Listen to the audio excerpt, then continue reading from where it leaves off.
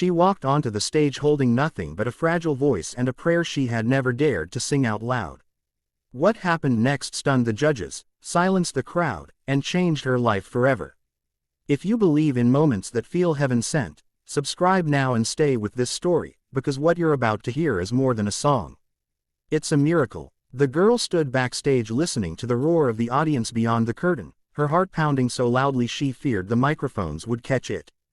Her name was Eliza Carter, a name no one in the room recognized, a name that had never been printed on a poster or announced in a hall like this before.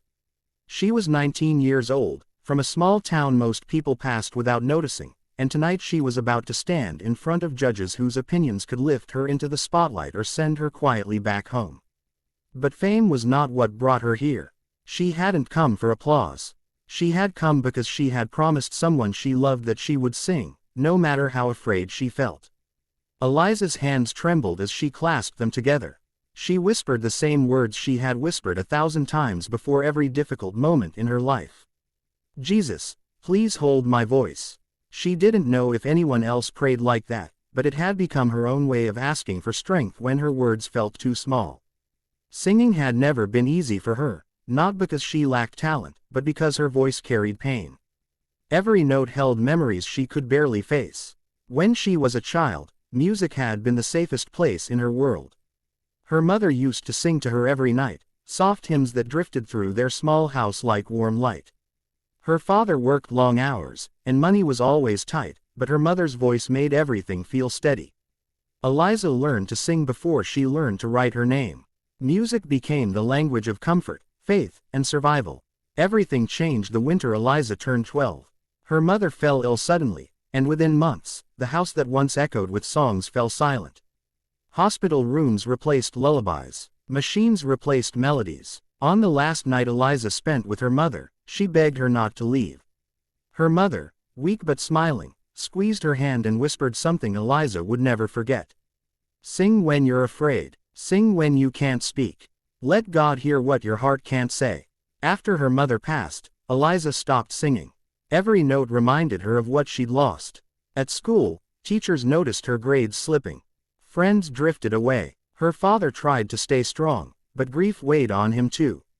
Eliza became quiet, almost invisible, carrying her pain like a secret she was afraid to open. Years later, when she was 16, Eliza discovered an old notebook tucked away in a drawer. Inside were lyrics written in her mother's handwriting, unfinished songs and prayers scribbled in the margins.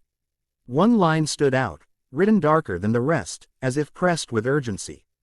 Jesus, hold my voice when my strength is gone. Eliza felt something break open inside her. That night, for the first time in years, she sang again. Her voice cracked, tears fell, but something healed too.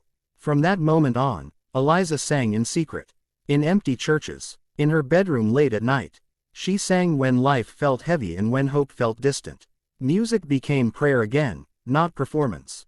She never imagined sharing it with the world. The audition opportunity came unexpectedly. A friend secretly submitted a video of Eliza singing at a small church gathering. When the email arrived inviting her to audition, Eliza almost deleted it. She told herself she wasn't meant for stages or judges or bright lights. But then she remembered the promise she had made. And she said yes. Now, standing behind the curtain, Eliza heard her name called. The lights warmed her skin as she walked onto the stage.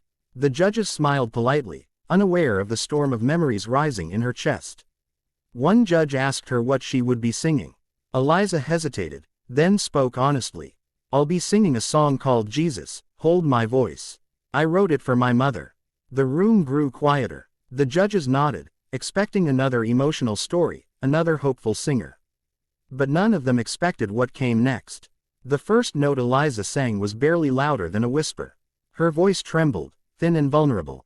Some audience members shifted in their seats, unsure. Then something changed. Her voice steadied, growing warmer, fuller, carrying a raw sincerity that cut through the air. Every word felt lived in, as if the song had been carved from years of silence and pain. As she sang, Eliza stopped seeing the judges. She stopped seeing the lights. She saw her mother sitting on the edge of her childhood bed. She felt the familiar safety of those old lullabies. Tears streamed down her face, but she didn't stop. She sang louder, stronger, surrendering everything she'd held back for so long. Halfway through the song, something unexpected happened. Her voice cracked sharply on a high note. Gasps rippled through the audience. Eliza froze for a split second, fear flooding her chest. Old doubts rushed back, but then she remembered the prayer. She closed her eyes and sang through the break, letting the crack become part of the song instead of a mistake. That moment changed everything. The vulnerability in her voice transformed into power. The crack carried more emotion than perfection ever could. Audience members began wiping their eyes. One judge leaned forward, hands clasped, visibly shaken. Another judge looked down, blinking rapidly. As Eliza reached the final chorus, her voice soared with a strength she didn't know she had. The lyrics were simple, but the meaning was immense. Jesus, hold my voice when my heart can't breathe. Hold my song when my faith feels weak. When she finished, the last note hung in the air like a prayer still rising. For a few seconds, no one moved. No one clapped. The silence felt endless. Eliza stood frozen, certain she had failed. Then one judge stood up slowly. Then another. Suddenly, the entire room erupted. The applause was thunderous, but Eliza barely heard it. She was crying too hard, overwhelmed by relief and disbelief. The judges struggled to speak. One finally admitted they had planned to critique her technical flaws, but couldn't.